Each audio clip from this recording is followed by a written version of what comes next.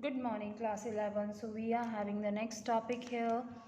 Okay, as in the last video, we have discussed the shapes of the molecules that is based on the Vesper theory, that is a valence shell electron pair repulsion theory, right? So next see a different topic that is giving some new applications. Okay, we are having the unit that is chemical bonding and molecular structure. So what we are going to discuss today, that is a valence bond approach of covalent bond. That एक valence bond एक theory आई थी, ठीक है, अभी हमने पढ़ी VSEPR, अभी हम पढ़ेंगे वेलेंस बॉन्ड थ्योरी।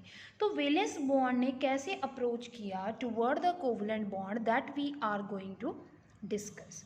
क्योंकि देखिए हुआ क्या था, कहते हैं when we talk about simple covalent bonds, okay, हम बात करते हैं, हम सिंपल थ्योरी की बात करते हैं, जो कि एक थ्योरी नहीं थी, लेकिन हमारी जो कोवलेंट बॉन्ड का कंसेप्ट था, तो हम अगर सिंपल बात करते हैं कोवलेंट थ्योरी की, मींस जो शेयरिंग के साथ बनते हैं बॉन्ड्स, हम उनकी बात करते हैं, तो कहते हैं bond is formed over there, ठीक है, बॉन्ड तो बनता है, बट क्वेश्चन यहाँ पे ये था, why atoms approach each other, why atoms approach each other, ठीक है, एक दूसरे को अप्रोच क्यों करती हैं, ठीक है। After that why atoms approach each other, और क्वेश्चन इस पे पूछा गया कि why the molecules with same bond, why the molecules with the same bond have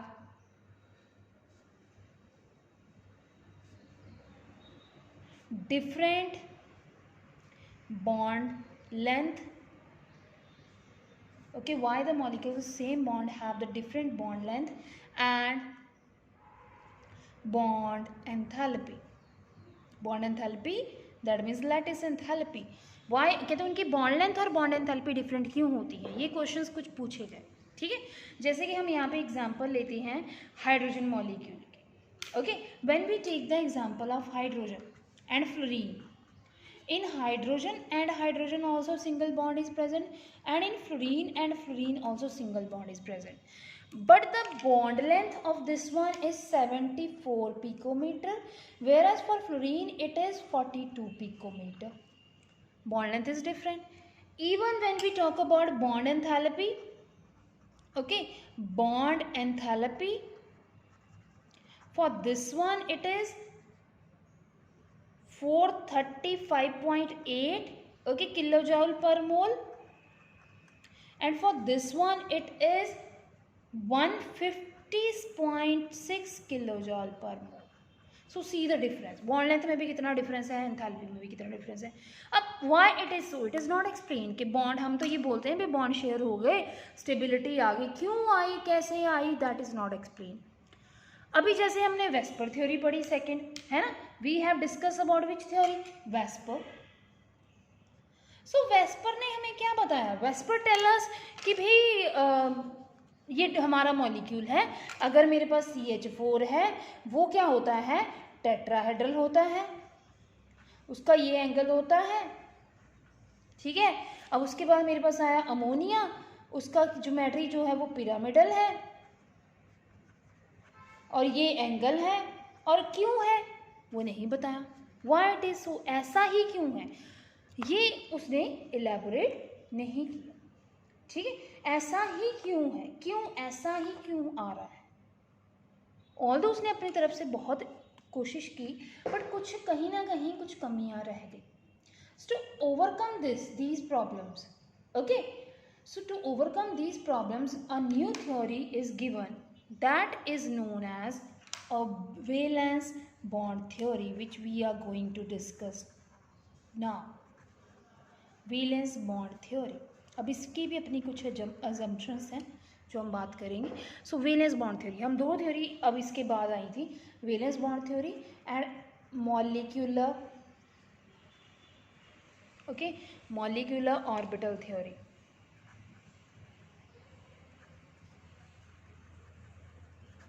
So we are having two theories, valence bond theory and molecular orbital theory. First we will discuss this one, valence bond theory। इसने अपना approach दिया था, बहुत सारी चीज़ें इसने explain की, ठीक है, बहुत सक्सेसफुल रही ये वैलेंस बॉन्ड थ्योरी। कुछ कहीं ना कहीं कुछ लिमिटेशंस थी, वो एमओ ने एक्सप्लेन की। इसके बाद भी कुछ थ्योरीज हैं, वो आपके सिलेबस में नहीं है, हम सिर्फ एमओ तक करेंगे, ठीक है। Now we will start with what, valence bond theory. Okay, first of all अब मैं वैलेंस बॉन्ड थ्योरी के साथ स्टार्ट करने वाली हूँ। I have to use the next page, wait for. So next हमारा आज का टॉपिक है, that is a valence bond, see होगा यहाँ पे, bond theory. This is our today's topic, valence bond theory. So when we talk about valence bond theory, what we learn, मैं पहले इसकी assumptions की बात करूँगी, but I will not discuss the assumption by writing each assumption. I will take an example and I will elaborate the assumptions from the example.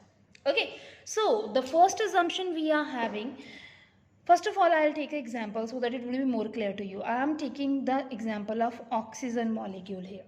Okay, that is having oxygen double bond. Okay, and it is having how many electron, lone pair कितने बच जाते हैं इसके ऊपर, 2 here 2 here, so 2 lone pair बच जाते हैं, each oxygen is having। अब ऑक्सीजन ऑक्सीजन के बीच में 2 बॉन्ड क्यों बने, क्योंकि आपको ये चीज़ पता होनी चाहिए, 6 इलेक्ट्रॉन इसके पास होता है, 6 इसके पास होता है, to get stable they form bond with each other. So 8 octet इसका काउंट करोगे 1 2 3 4 5 6 7 8, अगर इसके लिए काउंट करोगे 1 2 3 4 5 6 7 8। अब वैलेंस बॉन्ड की अजम्पशंस क्या कहती हैं, इसका अजम्पशन कहता है, इसका फर्स्ट अजम्पशन कहता है that when atoms are forming bond with each other, that means we are having oxygen, this is oxygen. Okay, they are present anywhere in the medium, but their octet is incomplete, right? So they are finding themselves any other element so that they could be stable, right? So when they are approaching each other, then what will happen, although they form O2 molecule, but they कहते क्या है, but the atoms will not lose their identity,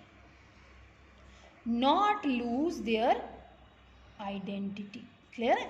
So when they are forming the bonds, okay, atoms combine, bond bana, but they will not lose their identity. So this is the first assumption. Okay, the next assumption which we are going to discuss, that is when the bond is formed.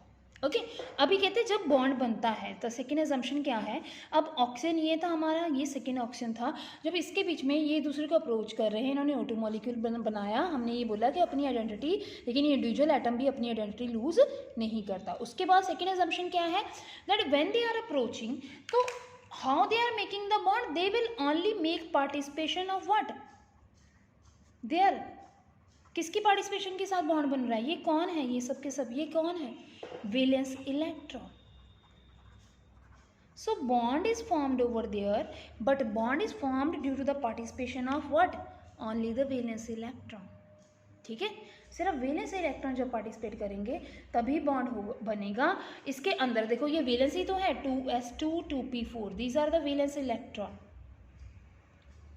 The outer electron inner electron, that is 1s2 for one oxygen, another oxygen। मतलब मैं सिर्फ यहाँ पे example ले रही हूँ just to make you understand that कि कभी भी कोई जब मॉलिक्यूल बनता है उसमें जो एटम्स पार्टिसिपेट करते हैं, their inner electron will remain as such, they will not participate in bonding, the only the outer electron they approach each other and form the bonds with each other, right.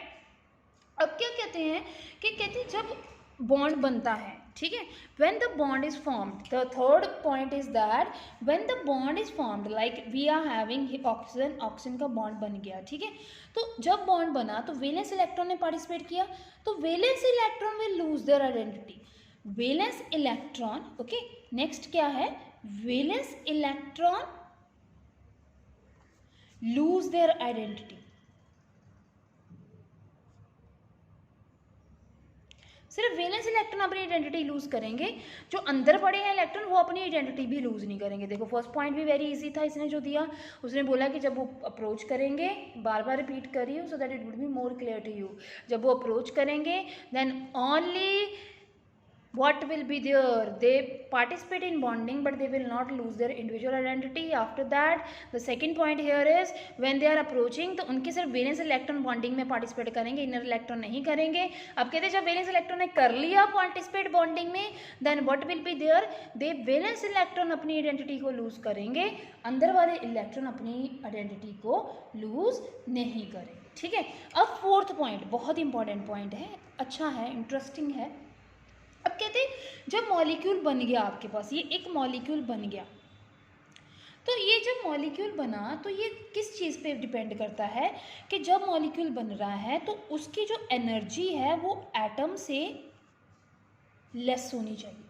अगर ये energy है तो ये energy level है atom का, तो उसका जो एनर्जी लेवल है that should be less than that of the atoms. Means it should be approach. अगर energy less होगी, if energy is less, क्या ज़्यादा होगी? एनर्जी कम हो रही है तो किसकी तरफ मूव करेगा ये? स्टेबिलिटी की तरफ. So stability will be high. Energy नीचे जा रही है तो स्टेबिलिटी क्या जाएगी? अप जाएगी. ठीक है. So this is the concept है. क्लियर है? ओके. लेकिन हाँ, जब ये अप्रोच करेंगे एक दूसरे को तो कहते हैं इनमें इतना डिस्टेंस ज़रूर होना चाहिए. ये अभी मैं आपके साथ एक एग्जांपल डिस्कस करने वाली हूँ हाइड्रोजन की, आपको और अच्छे से क्लियर हो जाएगा. लेकिन कहते हैं जब बॉन्ड बन गया सो इसके बीच में जो डिस्टेंस है, एक लेवल का स्टेबिलिटी भी तभी रहती है कि उनके बीच में एटम के एक इंटर न्यूक्लियर डिस्टेंस हो. क्योंकि आपको पता है ये न्यूक्लियस इसके अंदर भी होगा, न्यूक्लियस इसके अंदर भी होगा. They trying to repel each other. वो एक दूसरे को रिपेल करने की कोशिश करेंगे. ठीक है. सो उनके बीच में डिफरेंस जो है वो इस लेवल का होना चाहिए दैट कि जब वो अप्रोच कर रहे हैं तो वो स्टेबिलिटी की तरफ बढ़े, उनका एनर्जी कम हो और स्टेबिलिटी आए, और एक इंटर न्यूक्लियर डिस्टेंस जो है एटम्स के बीच में while forming the bond that will be maintained. Okay. So this is the concept here. Now I am going to make you more elaborate about valence bond theory. हम बात करेंगे यहाँ that is for hydrogen molecule. Okay. अब जब हम hydrogen molecule की बात करते हैं बेटा, यहाँ सिंपल एग्जांपल ले रही हूँ मैं. पहले भी हाइड्रोजन ले सकती थी but I have taken oxygen so that कि आप यही ना बोलो कि हम मतलब कि शायद यही एलिमेंट को लेके हम एक्सप्लेन कर सकते हैं. So that's why I have taken a different example here. Now अब हाइड्रोजन मॉलिक्यूल का अगर हम देखते हैं, हमने बोला कि जब एटम्स एक दूसरे को अप्रोच करते हैं तो उनमें एक स्टेबिलिटी का कंसेप्ट रहना चाहिए, उनका इंटरन्यूक्लियर डिस्टेंस मेंटेन होना चाहिए. ठीक है. तो कहते हैं जैसे अब एक हाइड्रोजन मॉलिक्यूल बनता है, ये वैलेंस बॉन्ड ने एक्सप्लेन किया. तो जब हाइड्रोजन बॉन्ड बनता है सो व्हाट इज़ देयर, वहाँ पे क्या होता है ज़रा देखिए. हम दो हाइड्रोजन एलिमेंट लेते हैं, एटम लेते हैं. एक हमारा है HA, एक है HB. ठीक है. मैंने जस्ट रिप्रेजेंट करने के लिए दो एटम्स ले लिए. अब HA क्या है? HA की इलेक्ट्रॉनिक कॉन्फ़िगरेशन क्या है? 1s1. HB की कॉन्फ़िगरेशन क्या है? 1s1. ठीक है. तो जब HA है तो HA के पास एक अपना न्यूक्लियस है. ठीक है. HA के पास क्या होगा? अपना एक न्यूक्लियस होगा. ठीक है. ये मैं न्यूक्लियस कह रही थी HA का, और इसका जो इलेक्ट्रॉन होगा उसको मैंने रिप्रेजेंट कर दिया EA के साथ. अब ये जो हमारा न्यूक्लियस हो गया वो हो गया HB का, और ये जो है हमारी इलेक्ट्रॉन हम उसको रिप्रेजेंट कर रहे हैं EB के साथ, है ना. अब क्या होगा? कहते पहले they are lying free in the medium, then they trying to approach each other. When they are lying at a large distance there will be no interaction, nothing is there, they are both are at different energy, they are just finding any other atom with that they can form bond and get stable. Okay. अब धीरे धीरे उन्होंने एक दूसरे को approach करना शुरू किया. When they find each other element, जब मीडियम में एक दूसरे को फाइंड आउट करेंगे, they start approaching each other. So when they approach each other, ये एक दूसरे को अप्रोच कर रहे हैं, then what will happen? Okay. यहाँ पे दो तरह की फोर्सेस एग्जिस्ट करेंगी. अब दो तरह की फोर्सेस कौन सी होंगी? एक हमारे पास आएंगी अट्रैक्टिव फोर्स, मतलब मॉलिक्यूल जब बनता है तो हम सोचते हैं कि ऐसे ही बन गया इलेक्ट्रॉन शेयर करके. नहीं. वैलेंस बॉन्ड ने क्या बोला कि वैलेंस बॉन्ड ने क्या बोला कि भाई जो ये इलेक्ट्रॉन है वो सिर्फ इलेक्ट्रॉन शेयरिंग पे डिपेंड नहीं करता, बहुत सारी चीज़ें जिस पे डिपेंड करता. उसमें से उन्होंने दो तरह की फोर्सेस की भी बात की, दैट इज अट्रैक्टिव फोर्स और रिपल्सिव फोर्स. ठीक है. क्योंकि हमने जो फोर्थ पॉस्टुलेट यहाँ पे किया उसमें मैंने बोला कि जब वो अप्रोच करें तो उनमें एक इंटरन्यूक्लियर डिस्टेंस मेंटेन रहना चाहिए, ठीक है। तो वही चीज़ की हम बात करेंगे अब यहाँ पे कहते हैं so when they are approaching each other, वहाँ पे दो तरह की फोर्सेस एग्जिस्ट करेंगी, one is attractive another one would be repulsive. अब अट्रैक्टिव फोर्सेस क्या होंगी, देखिए अट्रैक्टिव फोर्स क्या होंगी इसको समझना पड़ेगा आपको, ठीक है, ध्यान से। सो अट्रैक्टिव फोर्स में we are having nucleus, here nucleus, okay, this nucleus I will say this is the nucleus of Ha. I will make it on the next page beta, so that it will be more clear to you. So we are having a nucleus, okay, here this is the nucleus of what, Ha, hydrogen, एक hydrogen का है। We are having another nucleus that will be of Hb, right? Now what we else is having, that is Ea, that is a electron of Ha, एक distance पे होगा पड़ा हुआ इससे, and this is a electron of Eb। Now अब attractive force की बात करने वाली हूँ, ये डायग्राम रिप्रेजेंट करेगा अट्रैक्टिव फोर्स को। When I will say attractive force, अब अट्रैक्टिव फोर्स कैसे होगी ध्यान से देखिए जरा। जब हम अट्रैक्टिव फोर्स की बात करते हैं, एक तो ये खुद Ha अपने इलेक्ट्रॉन के तरफ उसका अट्रैक्शन है, ठीक है, इनके बीच में क्या है, एक अट्रैक्टिव फोर्स है ना, इसके ये क्या कर रहा है, अपनी तरफ उसको अट्रैक्ट कर रहा है। सो एक अट्रैक्टिव फोर्स तो ये है ही न्यूक्लियस और आउटर मोस्ट इलेक्ट्रॉन के बीच में। सेम इसके लिए ये एक अट्रैक्टिव फोर्स है, ठीक है, इसकी तरफ। सेकेंड अट्रैक्टिव फोर्स है कि इसका न्यूक्लियस इस इलेक्ट्रॉन को अपनी तरफ खींचे, that is making attraction with the next electron.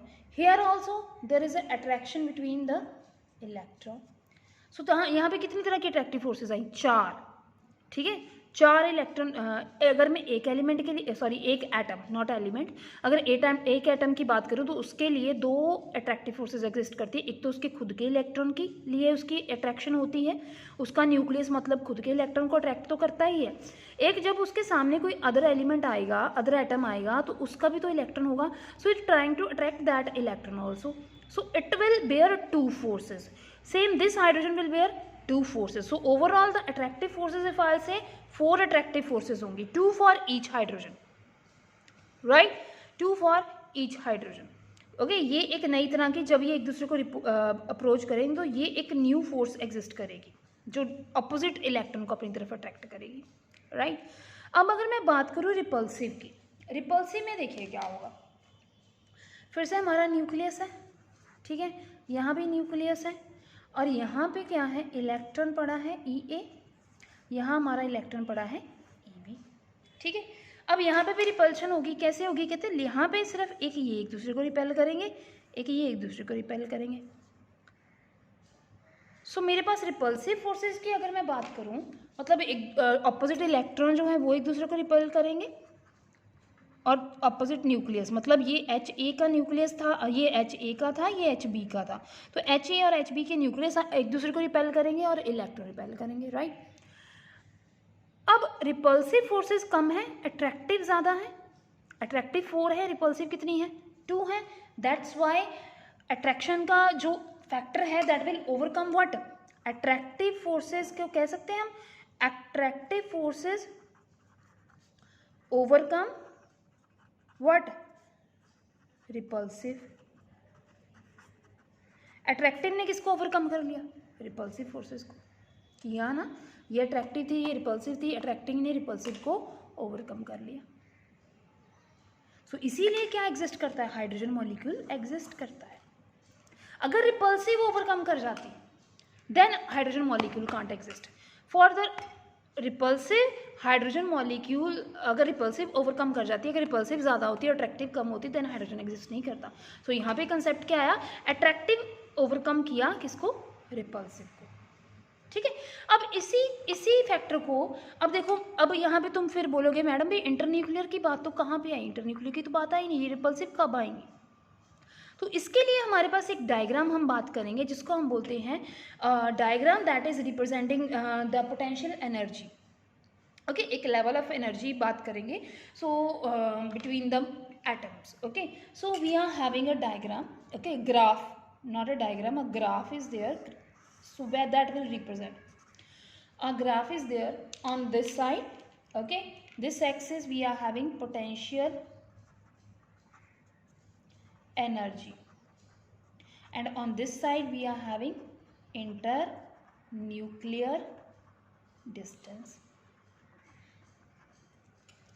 So what is there? This is counted to be a zero level. Zero potential energy कब होती है? ठीक है, अभी देखो मैं एटम्स बनाने वाली हूँ यहाँ पे। कब? जब दो एटम्स एक दूसरे से फार अपार्ट हैं, they don't even approach each other. अभी उन्होंने एक दूसरे को अप्रोचिंग भी शुरू नहीं की, they are just present free in the medium. इसको ए मान लेते हैं, ठीक है। तो ये उस टाइम कहते हैं पोटेंशियल एनर्जी जो होती है एटम्स की वो जीरो होती है, ठीक है, क्योंकि फ्रीली वंडर कर रहे होते हैं। अब जैसे ही वो एक दूसरे को अप्रोच करना शुरू हुए तो अब क्या होगा, उनका पोटेंशियल एनर्जी क्या है, इट स्टार्ट डिक्रीजिंग। ओके, और ये हमारा लेवल आ गया कि उन्होंने थोड़ा सा अप्रोच किया एक दूसरे को, ये आ गया बी। और एक लेवल ऐसा आएगा जब पोटेंशियल एनर्जी बिल्कुल कर्व क्या है, नीचे चला जाएगा, एंड दिस रिप्रेजेंट कि उनके बीच में बॉन्ड बन गया, दिस इज सी। ओके, अब क्या है, इसको क्या माना जाता है, ये एक रीजन है, कहते हैं पोटेंशियल एनर्जी, ये देखो मैंने यहाँ बना दी, ये पोटेंशियल एनर्जी इतनी होगी और तब उनके बीच में बॉन्ड बनेगा, और यहाँ से यहाँ it is known as R naught. R naught क्या है, the distance between the atoms. अब कहते हैं इतना डिस्टेंस एटम्स के बीच में मेंटेन रहेगा, देन ओनली उसका पोटेंशियल एनर्जी का, मतलब ये देखो अगर तुम इसको इधर को पढ़ते हो तो पहले इतना था, फिर इतना हुआ, फिर और ओवरलैप कर गया, ठीक है। अब जैसे ही ओवरलैप किया तो उसके बीच में ये एक ओवरलैपिंग मैंने यहाँ पे इसलिए दिखाई क्योंकि ये एनर्जी कम हुई यहाँ पे, ठीक है। तो ये देखो ये ऐसा कुछ आया। अब कहते हैं इस ये जो इतना डिस्टेंस है, this is a internuclear distance, means when the atoms approach each other, तो उनके बीच में इतना इंटरन्यूक्लियर डिस्टेंस होना चाहिए, ठीक है। अगर इससे डिस्टेंस ज़रा भी कम हुआ देन रिपल्सिव फोर्सेस ओवरकम कर जाएंगी अट्रैक्टिव को। अब मैंने बोला था ना, आपका क्वेश्चन होगा कि मैडम रिपल्सिव फोर्सेस कहाँ एग्जिस्ट कर रही हैं, वो एक डिस्टेंस पे हैं, ठीक है। अब जैसे ही atom start approaching more closer तो रिपल्सिव ओवरकम कर जाएंगी and we will get hydrogen atom instead of hydrogen molecule. लेकिन ऐसा नहीं होता, तो एक ये डिस्टेंस मेंटेन रखना चाहिए, internuclear distance when the bond formed is there, ठीक है। अगर ये ओवरकम हुआ तो यहाँ पे हमारे ये देखिए पोटेंशियल एनर्जी बढ़ जाएगी और जो एटम्स है वो अनस्टेबल हो जाएंगे and we will get not hydrogen, we will get H and H, ठीक है, ये डिफरेंट हो जाएंगे। क्लियर है? So this is the valence bond approach toward the hydrogen molecule. ऐसे ही वैलेंस बॉन्ड ने, अभी हम कहते हैं, जैसे हमारा नेक्स्ट क्वेश्चन है, हम क्वेश्चन ये करते हैं, आपने पढ़ा होगा, अगर मैं बोलूँ हीलियम 2, हम कहते हैं ये एग्जिस्ट नहीं करता अभी, इट डज नॉट एग्जिस्ट, यही पढ़ते हैं, it does not exist. Why it not exist?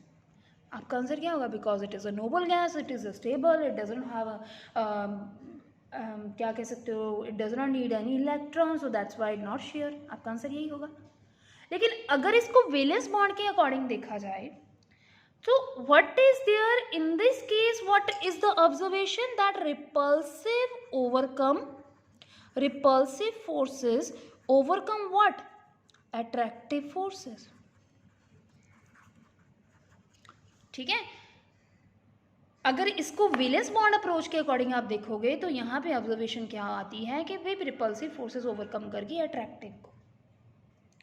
अब वो कैसे ओवरकम करी, ये देखिए हमारे पास, ये हमारे पास +2, हीलियम +2 में होता है ना, न्यूक्लियस पे +2 चार्ज होगा, ये न्यूक्लियस है हमारा HeA HeB। अब यहाँ पे दो इलेक्ट्रॉन होंगे हर हीलियम के लिए, है ना। सो मैं यहाँ पे हीलियम का ये एक इलेक्ट्रॉन हो गया, ये हीलियम का सेकेंड, ये हीलियम के, अब ऐसे इस हीलियम के एक इलेक्ट्रॉन, ये सेकेंड इलेक्ट्रॉन। अब अट्रैक्टिव फोर्सेस देखो कौन कौन सी होंगी, एक तो ये खुद के इलेक्ट्रॉन को अट्रैक्ट करेगा, ठीक है, एक तो इसका लिए ये अट्रैक्शन होगी, सेम इसकी ये अट्रैक्शन होगी, है ना, और सेकेंड इसकी अट्रैक्शन होगी इसकी तरफ, और ये इसकी तरफ, और ये इसकी तरफ, और ये इसकी तरफ। तो यहाँ पे ऐसी कुछ अट्रैक्शंस एग्जिस्ट करेंगी, है ना। यहाँ पे इतनी अट्रैक्शन होंगी, एक तो ये खुद के इलेक्ट्रॉन को अट्रैक्ट करेगा, यहाँ भी ये हीलियम खुद के इलेक्ट्रॉन को अट्रैक्ट करेगा। जब उन्होंने अप्रोच करना शुरू किया तो इसका न्यूक्लियस दूसरे के इलेक्ट्रॉन को भी अट्रैक्ट करेगा और इसका न्यूक्लियस दूसरे के इलेक्ट्रॉन को भी अट्रैक्ट करेगा। टोटल कितनी तरह की फोर्सेस होगी यहाँ पे, 1 2 3 4 5, देखो यहाँ पे ध्यान से देखना, ये हीलियम एक तो ये दो हो गई, ये होगी 2, ठीक है। अब इसी हीलियम ने जब इसको अप्रोच करना शुरू किया देन ये होगी 5th, इसको अप्रोच किया 6th, ये होगी 7, ये होगी 8 फोर्सेस हुई अट्रैक्टिव। ये कौन सी थी, अट्रैक्टिव। अब जब मैं रिपल्सिव की बात करती हूँ, रिपल्सिव देखिए क्या होगा, अगर तुम रिपल्सिव की बात करो तो यहाँ पे फिर से +2, यहाँ पे नेगेटिव, यहाँ पे नेगेटिव, यहाँ +2, यहाँ नेगेटिव, यहाँ नेगेटिव। ये हमारा है हीलियम ए, ये है हमारा हीलियम बी। और रिपल्सिव क्या होगी, इसके बीच में रिपल्शन होगी, इसके बीच में रिपल्शन होगी, इसके बीच में रिपल्शन होगी, ठीक है। और कहाँ रिपल्शन होगी, इसके बीच में होगी, इसके बीच में होगी रिपल्शन, और इसके बीच में, मतलब खुद के इलेक्ट्रॉन ही आपस में रिपेल करेंगे पहले तो, फिर ये होंगे। तो इसमें जब तुम रिपल्सिव फोर्सेस काउंट करोगे तो वो इससे भी ज़्यादा आएगी। So repulsive forces overcome attractive, that's why helium not exist. ये किसने बोला, वैलेंस बॉन्ड ने बोला। अब जब रिपल्सिव ओवरकम कर गई अट्रैक्टिव से, इसका मतलब उसकी पोटेंशियल एनर्जी बढ़ गई, क्योंकि यहाँ पे रिपल्सिव स्टार्ट होती हैं। अब इसका मतलब उसकी क्या बढ़ गई, पोटेंशियल एनर्जी बढ़ गई। जब किसी की पोटेंशियल एनर्जी बढ़ जाती है तो दैट मीन्स वो किसकी तरफ लीड कर रहा है, that will leads toward unstability. इसीलिए हीलियम जो है वो एग्जिस्ट नहीं करता। तो ये हमारा बेसिक था वैलेंस बॉन्ड थ्योरी का। आई एम रिपीटिंग अगेन कि हमारे जो कोवलेंट अप्रोच था और हमारा जो था नेक्स्ट वाला, ये देखिए हमने जो इसमें बात की वैलेंस बॉन्ड थ्योरी में, हमने क्या किया, पहले हमारा कोवलेंट अप्रोच आया, फिर हमारी वेस्पर थ्योरी है, वो अनेबल थे बहुत सारी चीज़ों को एक्सप्लेन करने के लिए। Then we are with valence bond theory, then we have learn the assumptions of valence bond theory कि जब भी वैलेंस इलेक्ट्रॉन पार्टिसिपेट करते हैं they lose their identity, but atom अपनी आइडेंटिटी लूज नहीं करता, चाहे वो मॉलिक्यूल में कन्वर्ट क्यों नहीं हो गया।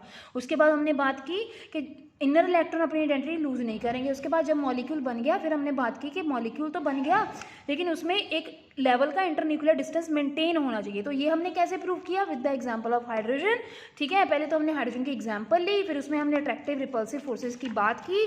आफ्टर दैट हमने क्या किया, अट्रैक्टिव और रिपल्सिव फोर्सेस देखा, तो इसमें अट्रैक्टिव फोर्सेस ओवरकम कर रही थी रिपल्सिव को, इसीलिए हाइड्रोजन एग्जिस्ट कर रहा था।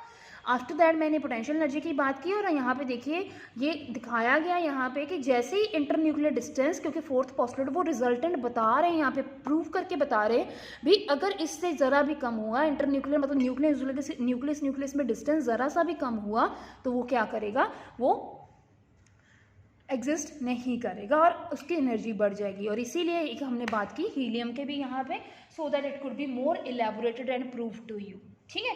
अब हम बात करेंगे orbital concept of covalent bond, जो मैं नेक्स्ट वीडियो में बात करूंगी, ओके बेटा, because it would be lengthy video, okay. Uploading में प्रॉब्लम होती है, so I will we will discuss in next video. It's really important, बहुत इंपॉर्टेंट है, समझ के ध्यान से पढ़ना, क्योंकि नेक्स्ट वीडियो में मैं आपसे कुछ नए बॉन्ड्स हम सीखेंगे जिसको सिग्मा एंड पाई बॉन्ड बोलते हैं, फिर हमारी हाइब्रिडाइजेशन आ जाएगी, ठीक है। थैंक यू वेरी मच बच्चे।